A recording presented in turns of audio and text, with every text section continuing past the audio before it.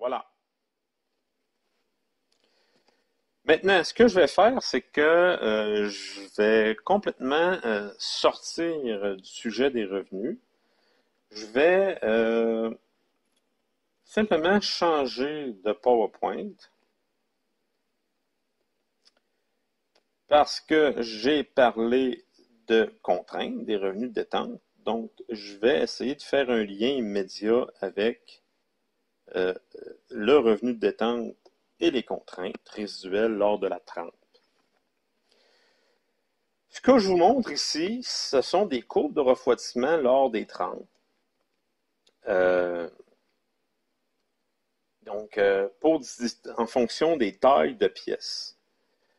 Donc, vous avez un graphique en haut, il y a trois courbes pour une même pièce. Ce sont des courbes de refroidissement qui se passent à l'intérieur d'une même pièce.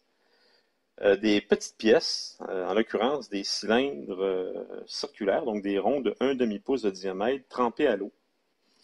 Et pourquoi il y a trois courbes? Parce que pour rappeler le fait que dans une pièce trempée, la vitesse de refroidissement n'est pas égale dans tout le volume de la pièce. En effet, à la surface, le refroidissement est plus rapide qu'au cœur de la pièce, qu'au centre. Parce que c'est la surface qui est en contact direct avec le milieu de trempe, qui se refroidit en premier, qui refroidit plus rapidement. Donc, les trois courbes que vous voyez dans le graphique du haut représentent les courbes de refroidissement à la surface, au cœur, ainsi qu'à mi-chemin entre le cœur et la surface qu'on appelle à mi-rayon. Donc, vous voyez que les courbes sont légèrement décalées et effectivement, la courbe qui est la plus à droite, qui représente le refroidissement au cœur, on voit qu'elle est plus lente. Le refroidissement il est plus lent. Mais la différence n'est pas tellement grande parce que c'est une pièce qui n'est pas très massive. Un demi-pouce de diamètre, c'est pas très gros, donc la vitesse de refroidissement entre le cœur et la surface n'est pas énormément différente. À l'inverse, de pièces plus massives, comme le montre le graphique du bas, qui concerne un rond, un cylindre de 2 pouces, donc le diamètre est 4 fois supérieur à celui de la courbe du haut. Donc on a un rond de 2 pouces de diamètre, c'est-à-dire trempé à l'eau. Et là, on voit qu'on n'a pas du tout, les courbes ne sont pas du tout aux mêmes positions. Les vitesses de refroidissement sont de manière générale plus lentes, surtout au cœur. Donc le cœur refroidit très lentement parce que le volume de la pièce étant plus grand, il y a plus d'énergie à sortir. L'énergie doit parcourir un chemin plus grand pour sortir de la pièce, donc ça lui prend plus de temps. La température reste plus élevée plus longtemps, donc le refroidissement, il est plus lent. Mais à la surface, le refroidissement demeure quand même assez rapide. Un peu moins rapide que la surface de la petite pièce, mais ça se ressemble. Mais la différence qu'on note, c'est que la différence de refroidissement, et ça c'est très important à comprendre ou à tenir en compte, c'est que la différence de vitesse de refroidissement entre le cœur et la surface dans la pièce massive, elle est très grande. Et c'est ça qui va être responsable des contraintes résiduelles lors de la trempe chez les aciers. Vous avez d'autres courbes qui montrent ici l'influence de la taille des pièces ainsi que du milieu de trempe sur les vitesses de refroidissement des aciers. Le graphique du haut montre dans le contexte des trempes à l'eau pour différents diamètres de tiges trempées. Là, ça va de 2 pouces jusqu'à plus que ça. Ça va de environ 2 pouces, 4 pouces 1 huitième, 3 pouces et demi, 3 pouces, 2 pouces et demi. Donc ça commence à 2 pouces puis ça va jusqu'à 5 pouces et quart, autrement dit. Et les courbes, les refroidissements sont de plus en plus lents à mesure que le diamètre des pièces est plus important, est plus importante. Est plus important, on dit un diamètre. Donc. Et la courbe du bas, ben, ça représente la même chose, sauf que c'est dans le cas des refroidissements à l'huile. Donc, on a le même phénomène, bien entendu, c'est toujours le même principe. Le diamètre des tiges, plus il est important, plus le refroidissement il est lent. Ce qu'il faut faire attention, c'est qu'il faut regarder les échelles de temps respectives de chacun des deux graphiques. Donc, le graphique de l'échelle de temps pour la trempe à l'eau, le graphique du haut, ça va de 0 à 24, tandis que l'échelle va jusqu'à 60. Ce sont des minutes. Le refroidissement est plus lent dans l'huile. Donc, si on regarde par exemple la courbe la plus lente, dans l'eau, le refroidissement atteint 200 degrés C après 16 minutes, tandis que dans l'huile, pour la même taille de pièce, donc un refroidissement il est plus lent parce que à 200 degrés C, ça aura pris environ 43 minutes. Voilà. L'huile est un milieu de trempe qui est moins efficace que l'eau. Il refroidit moins vite. Donc, contrainte résiduelle et défaut de trempe. Dans le cas d'un traitement thermique, la contrainte qui apparaît durant le refroidissement est causée par quoi? C'est causé par le gradient de température, par le changement de phase ou une combinaison de ces deux facteurs. Donc, on a vu qu'il y avait une inégalité de température. Je vais le mettre en évidence tout à l'heure avec une autre image. Mais au départ, la contrainte lors de la trempe qui apparaît pendant le refroidissement rapide est due en partie par la différence de température pendant le refroidissement entre le cœur et la surface parce que le refroidissement n'opère pas à la même vitesse entre le cœur et la surface.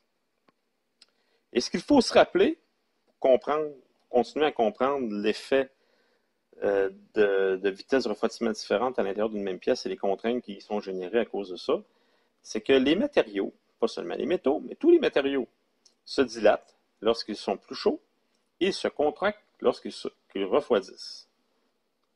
Ça, il faut se souvenir de ça pour comprendre les contraintes résiduelles.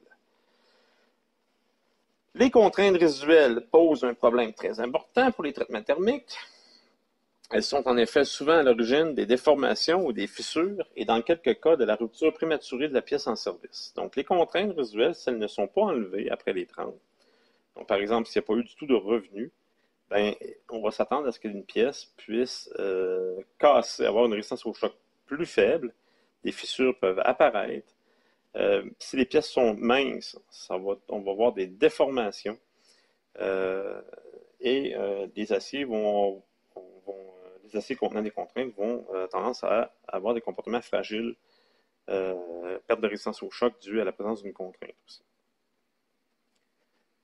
Donc ici, je passe ça. Ici, c'est tout simplement un calcul qui permet en fonction des températures entre le centre et la surface, on peut calculer le niveau de contrainte. Mais ça, pour vous, je ne trouve pas ça pertinent de comprendre le calcul. Je veux seulement que vous compreniez le principe. Vous avez une image ici qui représente la section d'une tige trempée. Lorsque vous trempez une tige comme ça, après la trempe, on peut la diviser en deux zones. Il y a la couronne, donc la zone près de la surface. Généralement, pas tout le temps, mais on va le voir tantôt qu'il y a deux cas possibles, mais généralement, cette couronne-là va se contracter avant le cœur de la pièce. Le cœur de la pièce est représenté au centre, bien entendu, donc ça c'est la deuxième zone. Donc, il va y avoir donc, la couronne va donc généralement être en tension parce qu'elle veut refroidir plus vite, parce qu'elle est en contact avec un milieu de trempe. Et comme on l'a précisé tout à l'heure, les matériaux, lorsqu'ils refroidissent, ils se contractent. Donc la couronne, elle est moins chaude au bout d'un moment donné, après le début du refroidissement, la couronne est plus froide que le cœur de la pièce. Donc la couronne veut donc se contracter avant le cœur de la pièce. Mais elle ne peut pas se contracter, la couronne. Pourquoi? Parce qu'elle ne peut pas faire fi du métal qu'il y a au centre. Donc, elle va être étirée, elle va être mise en traction, la couronne. Elle ne peut pas se contracter, donc elle va être en traction. Et du point de vue du centre d'échantillon, l'échantillon, lui, se sent écrasé par la couronne. Parce que la couronne veut se contracter. Donc, la couronne, le centre de l'échantillon va être donc comprimé, va être en compression. Donc, le centre pousse vers l'extérieur pour garder sa forme, ne veut pas, elle est plus chaude, le centre est plus chaud, ne veut pas se contracter, donc elle pousse vers l'extérieur, tandis que la couronne, elle, va pousser vers l'intérieur parce qu'elle veut se contracter, parce qu'elle est plus froide. Vous avez ici une autre image qui permet de représenter le profil de contrainte dans la pièce après la trempe. Donc, imaginez-vous que vous voyez le rectangle que vous voyez, c'est une tige vue de côté. Donc, quand vous regardez une tige circulaire de côté, on voit un rectangle. Et là, vous avez la distribution des niveaux de contrainte à partir de la surface. Donc, le début complètement à gauche, le graphique, vous êtes sur un côté de la pièce, la surface, pour lequel la tension est au maximum. Donc, vous voyez ce qu'il y a en pointillé, c'est l'évolution des contraintes. Ça commence, là, on lit à peu près autour de 130 mégapascales. Et puis, au fur et à mesure qu'on s'éloigne de la surface, la contrainte diminue. On est dans les positifs. Donc, lorsque vous avez des contraintes positives, par convention, on parle de contraintes en traction. On est en tension, c'est ce qu'on avait montré tantôt, c'est que la couronne est en tension lorsqu'on fait un refroidissement. Parce qu'elle veut se contracter, elle est plus froide que le cœur. Mais cette contrainte-là va diminuer progressivement en s'approchant, en allant vers le cœur, donc en s'éloignant de la surface. Et on va même atteindre une distance par rapport à la surface où la contrainte va être nulle, va être de 0. Et puis, en s'approchant davantage vers le centre, ben là, on tombe dans la zone de compression. Donc là, on va aller dans des contraintes négatives. Et là, vous voyez que la compression est le maximum tout à fait au centre de la pièce. Et vous allez avoir l'effet miroir, on va avoir exactement le même profil de l'autre côté. Donc ça, je passe ça. Distribution des contraintes. OK. Donc, ce que j'ai expliqué, c'est l'effet du changement de la différence de température entre la couronne et le cœur à cause du fait que les matériaux ils se contractent lorsqu'ils se refroidissent et ils veulent rester dilatés lorsqu'ils restent chauds. Donc, c'est ce qui explique une partie du niveau de contrainte créé dans l'acier lors de la trempe. Mais ce n'est pas la seule explication. Ce n'est pas le seul facteur qui va contribuer à générer des contraintes lors du refroidissement. Et là, j'explique. Ce que vous voyez ici, c'est une évolution des contraintes, mais pas due au changement de température. Oui, c'est indirectement dû au changement de température, mais apparition des contraintes due au changement de phase. Il faut se rappeler que lorsqu'on prend un acier, on fait des changements de phase, c'est-à-dire que l'austenite va se transformer en martensite. Ce qu'il faut savoir, c'est que de l'austenite, ça prend moins de place que de la martensite. Donc, pour le même nombre d'atomes, bien entendu, la compacité de l'austenite, elle est plus grande que celle de la martensite. Donc, autrement dit, lorsqu'on transforme de l'austenite en martensite, il y a un gain de volume d'acier. L'acier prend du volume. C'est un peu comme, par analogie, lorsque vous faites congeler de l'eau pour faire de la glace, il y a un gain de volume. La glace, même quantité d'eau, même poids d'eau, mettons 100 grammes d'eau, prend un peu moins de volume que 100 grammes de glace. Donc, lorsqu'il y a un changement de phase, de l'état liquide à solide, de l'eau, donc de l'eau en glace, il y a un gain de volume. C'est l'arrêt. Et ça, c'est ce qui explique pourquoi les routes au printemps sont si sont en mauvais état, parce que l'apparition des nids de poules est due au fait, justement, que pendant l'hiver, lorsque l'eau a gelé en dessous du pavé, la glace qui s'est formée a pris du volume, a donc tassé la terre et le gravier qui est autour et occupé plus de place. Et lors du printemps, lorsque cette glace-là finit par fondre, elle perd le volume et donc crée des vides. Donc, c'est ce qui explique un certain effondrement à certains endroits sur la route du pavé. Il se passe la même chose lors de la transformation de phase de l'acier. Il n'y a pas de nid de poule dans l'acier, c'est juste qu'il y a un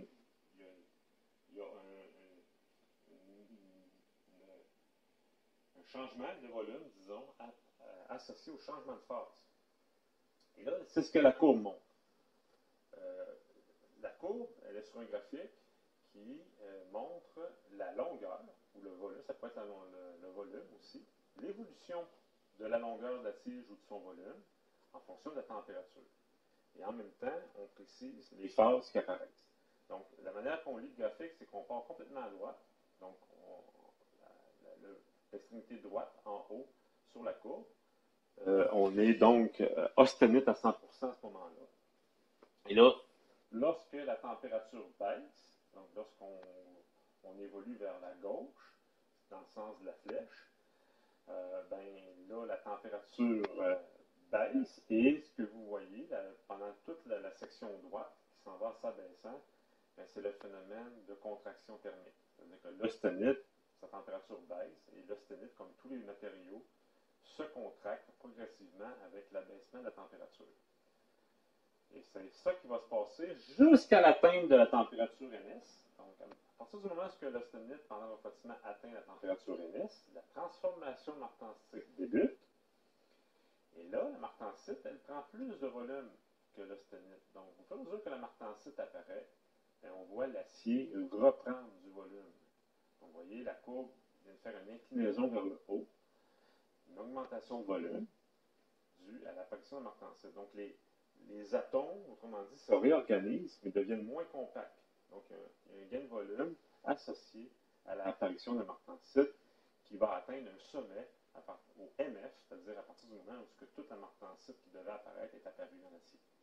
Et ensuite, là, ce qu'on va observer, si le MF est une température supérieure à la température ambiante, à la température de l'eau du milieu 30, ben là, la martensite qui est complètement formée va, avec un certain abaissement de température qui va se poursuivre, va à son tour se contracter. Donc, en résumé, ce qui est important de constater ici, c'est que, en plus de la variation de température, le phénomène de dilatation thermique, il y a aussi le changement de phase qui va jouer sur le changement du volume de la pièce lors de la fonte. Et ce qu'on voit ici, c'est que l'apparition de martensite fait changer le volume à l'inverse. C'est-à-dire qu'il fait augmenter le volume pour une hausse, pour une baisse de température. Donc, ça fait l'effet inverse par rapport au phénomène de dilatation thermique, ou de contraction thermique, si on prend dans le sens du refroidissement. Ici, vous avez simplement d'autres courbes de refroidissement propres à la position sur une tige métallique. Donc, plus vous vous éloignez de la surface, donc en partant du point A jusqu'au point F, vous avez des courbes de refroidissement correspondant à chacun des points. Le point G aussi, qui est au centre. Donc, à ne pas confondre avec l'autre point G que vous connaissez.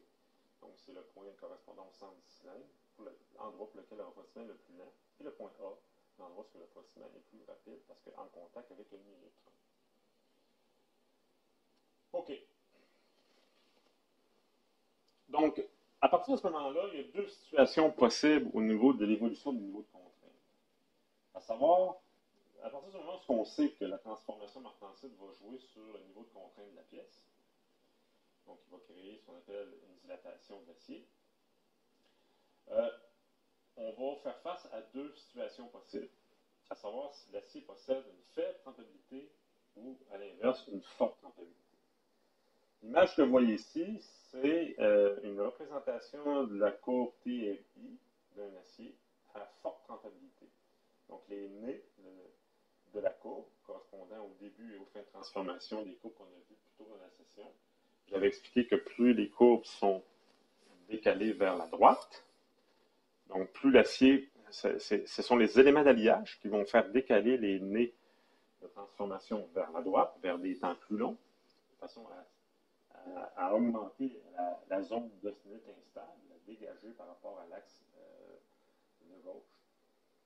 Donc, c'est le nickel, le chrome, le molybdène qui vont présents dans l'acier, qui vont décaler le nez vers la gauche et donc augmenter la trempabilité.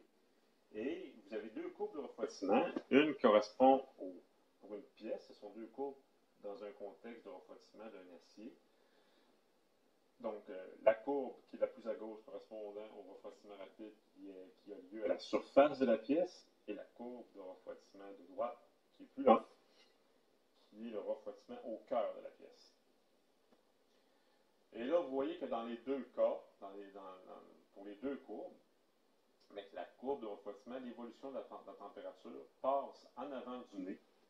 Donc, évite, autrement dit, l'austenite résiduelle, elle est conservée tant à la surface qu'au cœur. jusqu'au MS. Et là, on voit que c'est une situation pour laquelle on réussit à tremper l'acier tant à la surface qu'au cœur. Donc, l'acier est complètement trempé parce qu'on a évité de donner de la courbe. Donc, on a affaire à un acier avec une forte rentabilité, c'est-à-dire facilité de faire apparaître la martensite au centre de la pièce.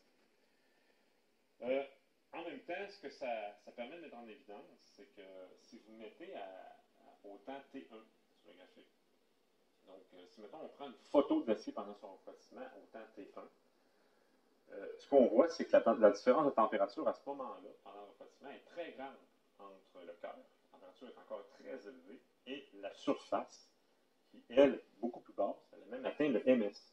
Donc T1 correspond à quoi? T1 correspond au temps à partir du moment où la surface commence à tremper. Donc on voit que c'est là que la courbe dépasse le MS. La courbe de refroidissement correspondant à la surface de la pièce.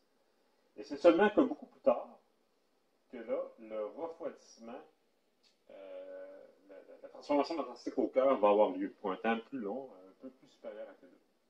Donc, T2, ça correspond finalement, le début de la tranche jusqu'à T1, c'est le premier stade, c'est-à-dire début, la fraction de seconde à partir du moment que la tige rentre dans l'eau, par exemple, et qu'on voit apparaître les premiers grains de martensite à la surface. Ce stade-là, c'est le premier. Et le deuxième stade, c'est à partir du moment où le cœur de la pièce a terminé de se transformer en martensite.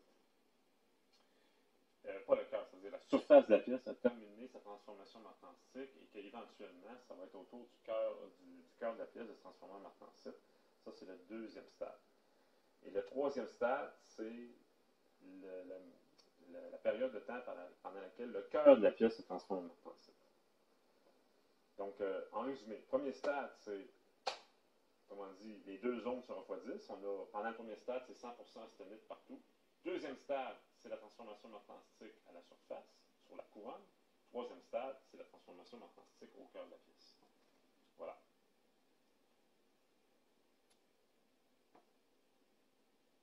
Donc, ici, l'image résume. J'aurais peut-être dû utiliser cette image-là pour mieux expliquer. L'image était plus grosse. Mais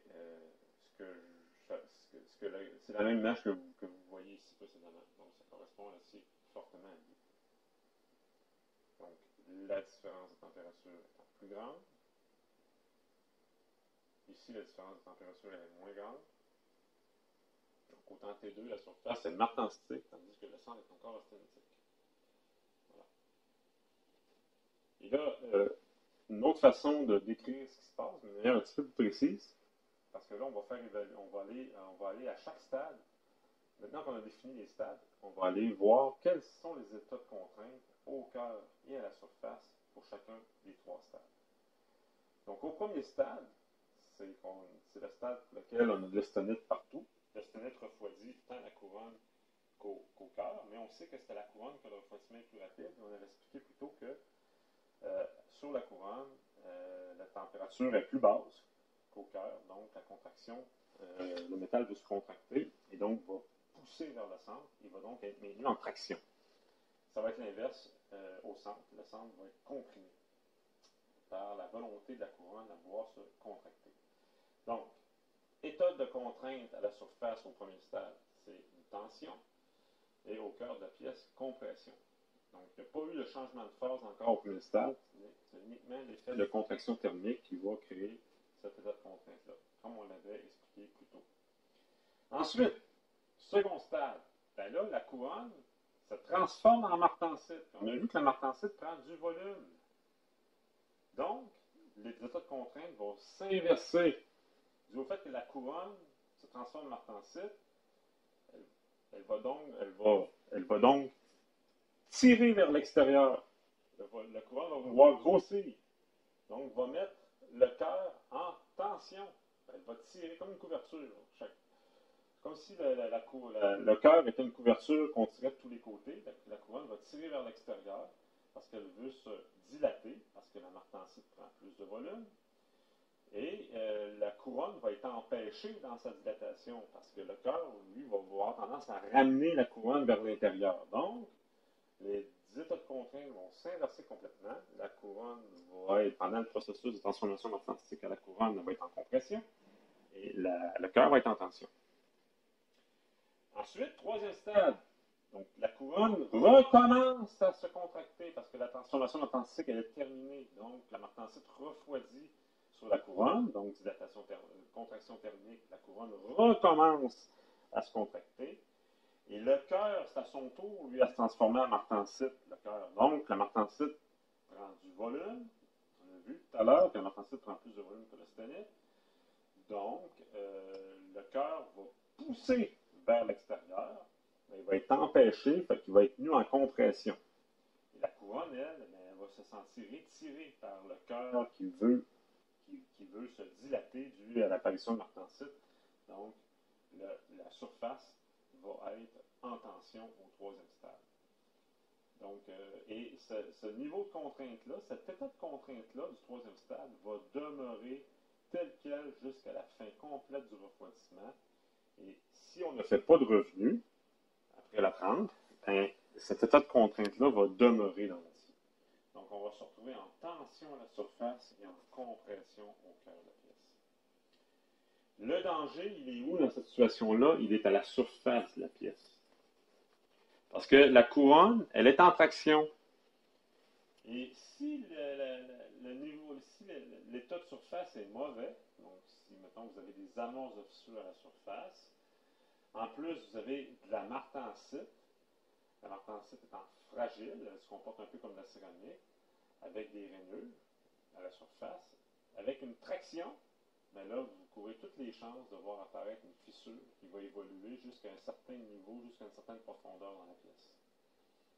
Donc, quand on veut couper de la céramique, ceux qui posent la céramique, qu'est-ce qu'ils font? Ils font une légère rainure avec un couteau sous la surface, et ensuite ils la mettent en tension. Donc, ils la mettent en flexion pour pouvoir la casser, donc ça fait une coupure très franche et très droite. C'est exactement le même phénomène qui peut se produire. Les états de surface des aciers peuvent être plus ou moins mauvais, peuvent servir de rainure, d'amorce de fissure, et la fissure va être très facile à se propager pour deux raisons.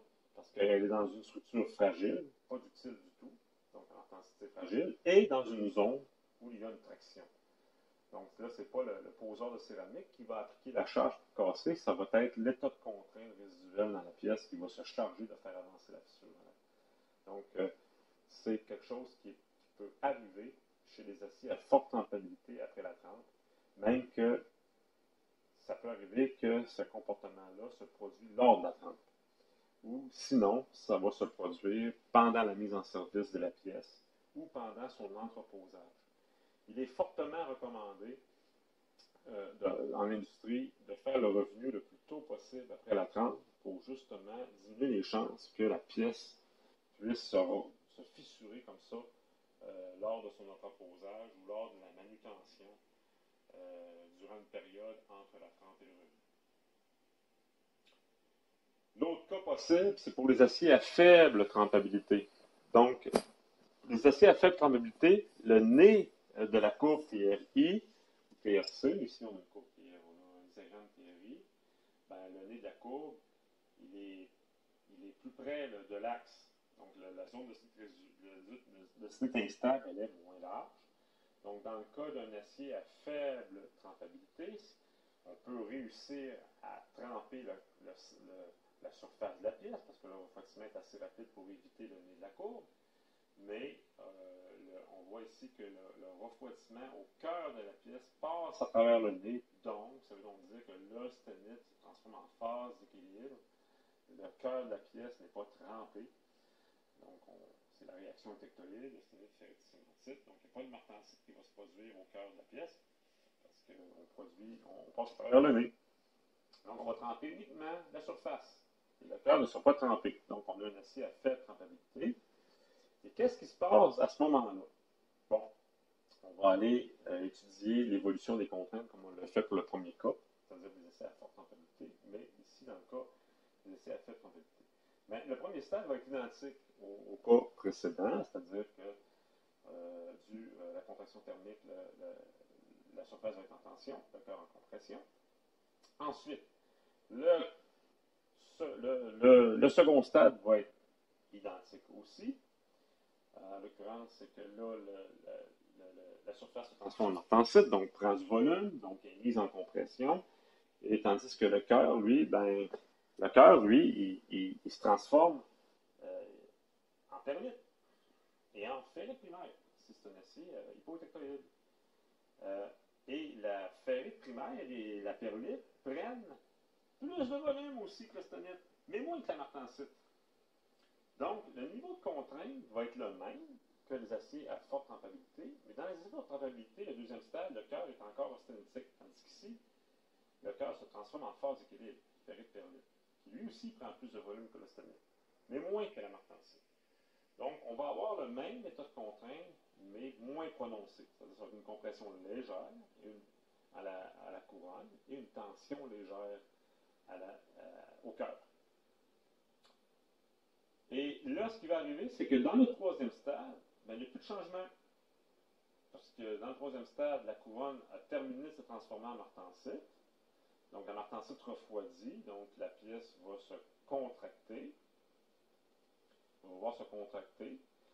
Et le cœur de la pièce, qui lui était quand même très chaud encore, parce qu'on voit que la transformation d'équilibre, là, ça se fait à haute température. Le cœur, là, quand il se transforme en phase d'équilibre, c'est très chaud encore. C'est beaucoup plus chaud que la surface.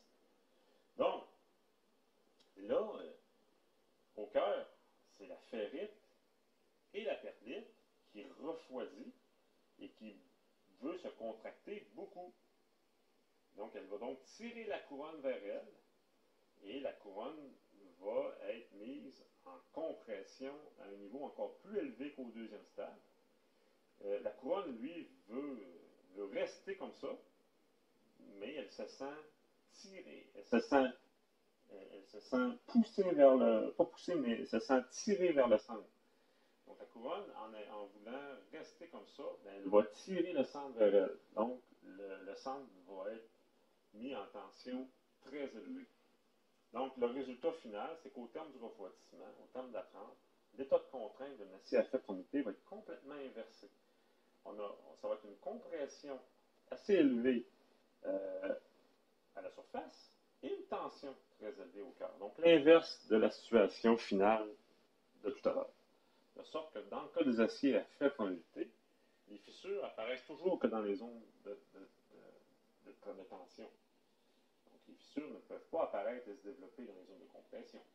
La compression referme les fissures et les fissures ne peuvent pas se propager dans les zones de compression. Les fissures ne se propagent que dans les zones de tension. Et la zone de tension, elle est où dans le cas d'une acier à faible trempabilité? Elle est au centre. Donc, s'il y a des petites fissures, des petites imperfections de surface au cœur de l'acier, ces fissures-là peuvent évoluer parce que la tension, elle est au cœur de la pièce. Cependant, ces fissures-là sont moins susceptibles de se développer que les fissures de surface des pièces d'acier à forte trempabilité. Pourquoi? Parce qu'on n'est pas dans la martensite au cœur. On est dans les phases d'équilibre ferrite-perlite. Donc, tout dépendant du taux de carbone dans l'acier, si l'acier a un faible taux de carbone, mettons un 10-30, un 10-35, un 10-40, ben les chances qu'une fissure peut se développer au cœur ne sont pas très grandes. Par contre, c'est un acier à plus forte teneur en carbone, 10-80 par contre, où la structure est plus fragile, il y a plus de cémentite, les chances que la fissure se propage sont plus grandes. Ce qui est, par contre, un inconvénient pour les fissures au centre, c'est qu'elles ne sont pas visibles. Elle est cachée dans l'acier. Si on veut révéler leur présence, on doit recourir à des techniques comme l'ultrason ou la radiographie. Tandis que les fissures apparaissant à la surface, pour les aciers à forte trempabilité, on peut les révéler au visuel ou par des techniques d'inspection de surface comme la magnétoscopie ou le ressuyage.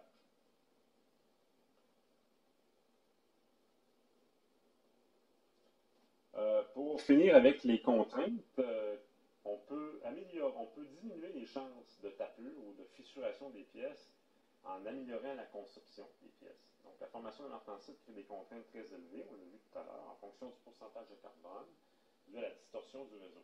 Ce qu'il faut dire, c'est que plus le pourcentage de carbone est élevé dans un acier, plus les chances de fissure sont grandes, parce que le carbone, de manière générale, fragilise l'acier. Donc, oui, il augmente sa résistance, mais davantage de cémentite sont produits. Le martensite contenant plus de carbone lors de la trempe est plus fragile, plus dur, mais aussi plus fragile, plus susceptible à la fissuration. Une contrainte élevée sur une petite section peut amener aussi la rupture de la pièce. Plusieurs facteurs de conception peuvent augmenter le risque de fissuration. Donc, une différence de masse amène des contraintes élevées à l'interface des petites et grosses sections. C'est-à-dire des pièces sur lesquelles vous avez des petites sections rattachées à une grosse section, comme par exemple des engrenages. Vous avez des dents, une petite section sur les dents qui est collée sur le centre de l'engrenage, qui est une grosse section. Ça augmente les risques de tapure de fissuration. Les angles vifs internes concentrent les contraintes. C'est des pièces avec des angles, comme on dit. Les chemins de clé sont des rainures pratiquées pour insérer d'autres composantes sur l'assemblage. Les coins vifs extérieurs peuvent favoriser l'oxydation et la carburation. Ça, c'est un autre problème associé. C'est pas un problème propre aux contraintes, mais c'est des problèmes qui sont propres à la trempe en général. Marque de poinçon, machinage excessif, à ces endroits-là, on génère des concentrations de contraintes et on peut favoriser l'apparition de fissures aussi. Donc, les marques de poinçon, le machinage excessif peut représenter des amorces de fissures ou engendrer une moins bonne qualité de surface de la pièce et donc les fissures peuvent s'amorcer et se propager plus facilement à la surface. Vous avez d'autres aussi facteurs qui vont favoriser ou non l'apparition de fissures dans la pièce. Dans les fours à traitement thermique, on doit soutenir les pièces afin d'éviter que la pièce puisse flamber, parce qu'à haute température, la pièce perd complètement sa résistance mécanique pendant le traitement thermique. On va éviter aussi de mettre trop de pièces dans un four, utiliser une atmosphère contrôlée pour éviter la décarburation et l'oxydation. Tremper les pièces longues à la verticale, surtout les faibles épaisseurs, sinon les pièces risquent de gaucher. Donc on ne les met pas horizontales, les pièces longues, on les met verticalement dans les fours. Et point très important, parce que c'est peut-être une des choses pour lesquelles vous devriez retenir le plus à la fin du traitement thermique, effectuer le revenu le plus tôt possible après la trempe. Et ça, c'est souvent négligé en industrie. C'est arrivé quelquefois, j'ai moi-même donné des formations en entreprise, puis il y avait certains problèmes de tapure de trempe sur des pièces. Et puis, j'ai remarqué que des fois, il pouvait s'écouler une semaine pour des raisons d'opération, des détails opératoires. Il pouvait s'écouler une semaine à 2 semaines entre la trempe et le revenu. Et là, après ça, les pièces, pendant cette semaine-là, pouvaient fissurer, craquer, casser lors de leur attente au revenu. C'est suite à la présence de contraintes résiduelles qui évoluaient et qui finissaient par développer une fissure à la surface de la pièce. Pour éviter ça le plus possible, il faut raccourcir autant que possible le temps entre la trempe et le revenu. Je vais prendre une pause à ce moment-ci et je vais développer sur un autre sujet, à la prochaine capsule, aborder un type de recuit qui concerne notre troisième laboratoire. Donc, afin que vous puissiez comprendre le troisième laboratoire, je vais tâcher de vous enseigner sur un recuit. Un recuit qui est un traitement thermique, qui est un peu l'inverse de la trempe. Donc, de manière générale, les recuits, de manière générale, ne visent pas à augmenter la résistance mécanique de l'acier, mais visent à faire des transformations pour différentes raisons. Entre autres pour augmenter la ductilité du métal, pour améliorer l'aptitude à la mise en forme du métal. Et entre autres, je vais vous parler d'un recuit qui vise justement à ça, de redonner de la ductilité au métal, de l'aptitude à la mise en forme à froid suite à des opérations de mise en forme, ce qu'on appelle le recuit de recristallisation. Donc, qui va faire l'objet du sujet principal de la prochaine capsule.